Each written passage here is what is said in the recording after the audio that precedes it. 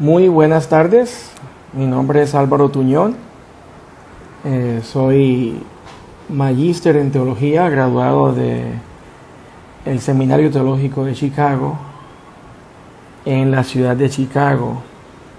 La idea es iniciar un canal en YouTube y también a través de Facebook, montar ciertas conferencias a través de audio, primeramente, porque hemos intentado hacerlo con video y desafortunadamente no tenemos todavía la capacidad de banda ancha o de Wi-Fi para montar los videos.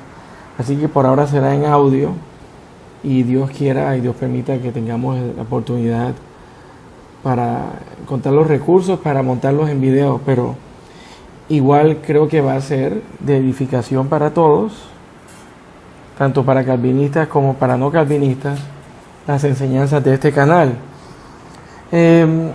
Como dice el título, es 7 minutos sobre calvinismo, en el cual yo intentaré hacer una apología o una defensa de la fe calvinista,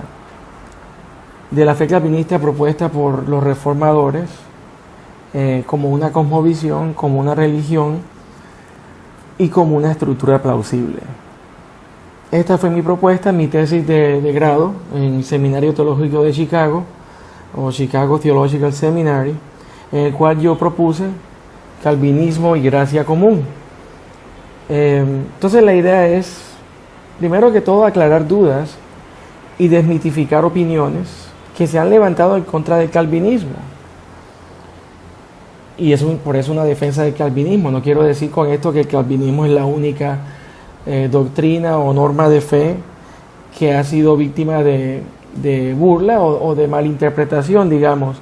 También ha pasado con los evangélicos, también ha pasado con el catolicismo, con el islam, con el judaísmo y básicamente con cualquier religión. Pero mi meta es defender lo mío, el calvinismo. Mi segunda meta es motivar a los calvinistas que nos ven a investigar más y a entender que el cristianismo íntegro no es solamente doctrina, sino también acción. Francis Schaeffer, el teólogo americano, decía que la doctrina o la ortodoxia sin misericordia es algo muy feo. Esa fue básicamente su premisa como teólogo y como pastor. Entonces, invito a mis amigos y a mis hermanos calvinistas a que nos sigan en este canal para que entendamos un poco más qué es lo que quiere decir esta palabra sobre el calvinismo y que entendamos que no todo es la gracia especial de Dios, esa gracia irresistible, sino que también hay una gracia común que Dios derrama sobre buenos y malos, sobre justos e injustos.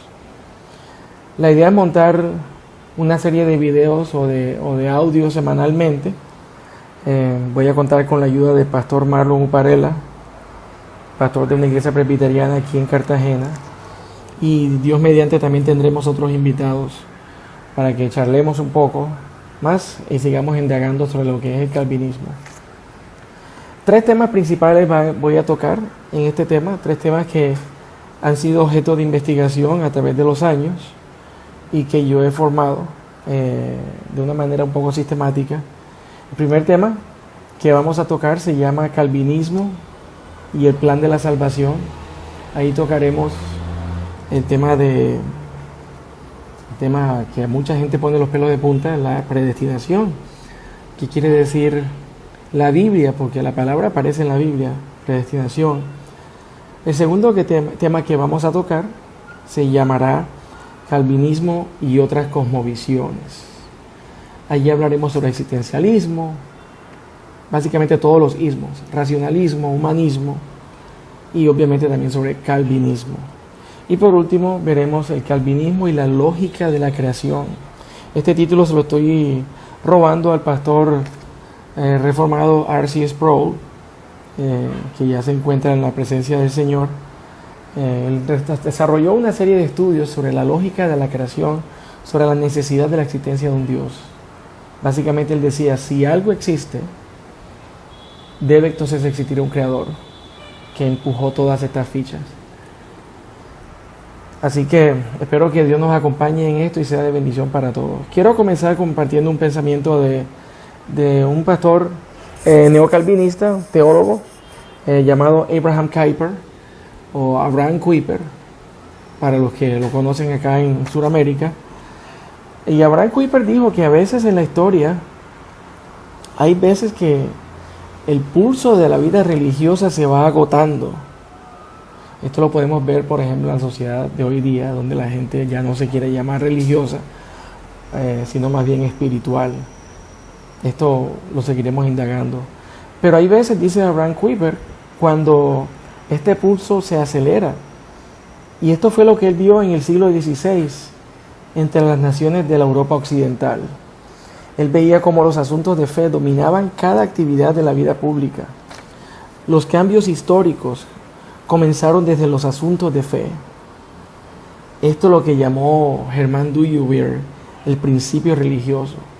Básicamente su tesis es que si crees en un Dios creador, esta creencia va a permear todas tus actividades cotidianas.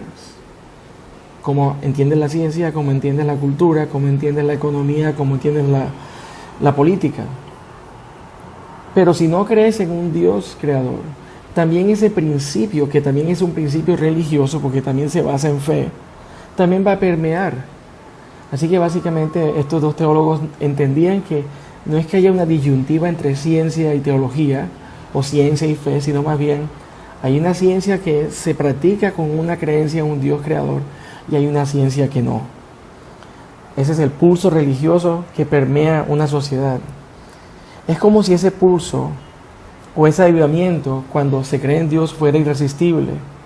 Esta fue la experiencia de los padres de la fe reformada. Hombres y mujeres en todas las esferas de la sociedad fueron promotores de cambios en la sociedad, motivados por un deseo de hacer que la palabra de Dios trascendiera no solamente en la iglesia, sino también fuera de las paredes de la iglesia. Esta obra de Dios en los corazones de estas personas del siglo XVI, esta gracia donde había una sensación de presencia divina, se ha convertido en el pensamiento fundamental del calvinismo. Pienso que hoy día, de alguna forma, en los últimos años, Dios ha vuelto a despertar a muchas personas en todos los estamentos en la sociedad a la realidad de la fe cristiana o calvinista. Por cierto, quiero hacer un comentario para los que nos escuchan y no tienen de pronto un contexto sobre lo que es el calvinismo. Somos cristianos, ¿ok? Somos cristianos, no somos católicos, pero sí somos evangélicos. Somos presbiterianos. Si han escuchado sobre la fe presbiteriana, sobre todo la fe presbiteriana de la PSA o de la Presbyterian Church in America. Pero también somos cristianos. En fin, pienso que de alguna forma en estos últimos años este cristianismo reformado se ha levantado. No me parece tampoco casualidad que ante el auge de la cosmovisión y la teología liberal que permea hoy día con la bandera del LGBTQT, Dios también ha levantado para hacer frente a esta ola liberal a grandes teólogos que comparten la fe reformada calvinista. Ya conocemos sobre ministerios como por ejemplo Ligonier o Core Christianity. También conocemos sobre el Reform Forum o The Briefing de Al Mohler, que es un podcast que podemos encontrar en el cual él nos habla de las noticias diarias a la luz de la cosmovisión cristiana. También está The Gospel Coalition. Y vemos cómo estos movimientos se están expandiendo y se están acelerando por la misericordia de Dios. Este pulso religioso lo podemos ver entonces a través de estos ministerios. Y en los últimos años Dios también ha levantado, por su gracia, a teólogos que han sido la voz del calvinismo en los Estados Unidos y en Europa, tales como Tim Challies, Tim Keller, Michael Horton, John Frame, William Edgar, y en Sudamérica tenemos a Sugel Michelén, a Miguel Núñez. En Cartagena doy gracias a Dios por la vida del pastor Marlon Oparela, del pastor Rafael Mesa, del pastor Luis Román, que nos acompañan en compartir la fe reformada. Pastores que obviamente se han entrenado en el estudio teológico con seriedad. Y han hecho, personas como estas que estoy citando, han llevado el Evangelio o el mensaje de la palabra de Dios a esferas que son muchas veces impensadas para el cristiano evangélico normal, para el cristiano evangélico que digamos que solamente va a la iglesia los domingos. Aquí en la ciudad de Cartagena vemos más y más brotes del calvinismo representados en las iglesias presbiterianas y reformadas, que Dios mediante los extenderemos aquí en nuestro programa para poder hablar con ellos. Pero sí es muy triste que la iglesia evangélica, e incluso la iglesia católica, poco a poco ha ido cediendo terreno en este aspecto y no entiende cómo la palabra de Dios puede penetrar en estos asuntos que no son eclesiales. Pero como veremos en este programa, la iglesia y la Biblia tienen mucho que decir con respecto a asuntos que son aparentemente no de fe, como la educación, como la política y el Estado. En nuestra segunda entrega de charlas hablaremos, como les comentaba, sobre lo que es el calvinismo como una cosmovisión. Ya de una manera más detallada hablaremos sobre los componentes del calvinismo que lo titulan como una cosmovisión plausible. Por el momento quiero aprovechar estos minutos que quedan para recordar que el calvinismo no es solamente el dogma de la predestinación. De hecho, desde el siglo XVI se vio, por ese mal entendimiento sobre la predestinación, se entendió que el calvinismo solamente era eso, y se tildaba a los que compartían la fe cristiana como deterministas. El término calvinismo llegó a ser de una manera despectiva utilizada para tildar a personas que creían en la predestinación. Pero les recuerdo que el calvinismo no es solamente la doctrina de la predestinación. Y por cierto, no hay nada malo en creer en esta doctrina, pero es mucho, mucho más que esto, como lo veremos en estas charlas. Y esta tildar como de peligrosista a cualquier persona que creía en la predestinación afectó a muchas personas. Muchas personas tuvieron que optar por otros nombres para llamarse cristianos o calvinistas, porque tenían miedo que fueran acusados y muchas veces mandados a la prisión. El mismo teólogo de Princeton, Charles Hodge, quien era calvinista, también fue parte de esta intimidación y prefirió llamarse muchas veces agustiniano para ser estigmatizado como calvinista de mente cerrada. Juan Calvino, por otro lado, también intentó disuadir a las personas para que no llamaran a sus iglesias calvinistas, pero no por esa mala asociación del nombre, sino porque él veía como un poco pecaminoso tildar una iglesia calvinista. Es como ponerle a una iglesia de un nombre común, como lo fue Juan Calvino. A diferencia de las iglesias luteranas que se llevan el nombre de Martín Lutero, las iglesias calvinistas han optado por utilizar otros nombres, por ejemplo, iglesia reformada, iglesia presbiteriana ortodoxa, o iglesia sencillamente de la gracia, y también iglesia bautista reformada. Ya veremos nuestras diferencias con los hermanos bautistas en torno básicamente al tema del bautismo de infantes.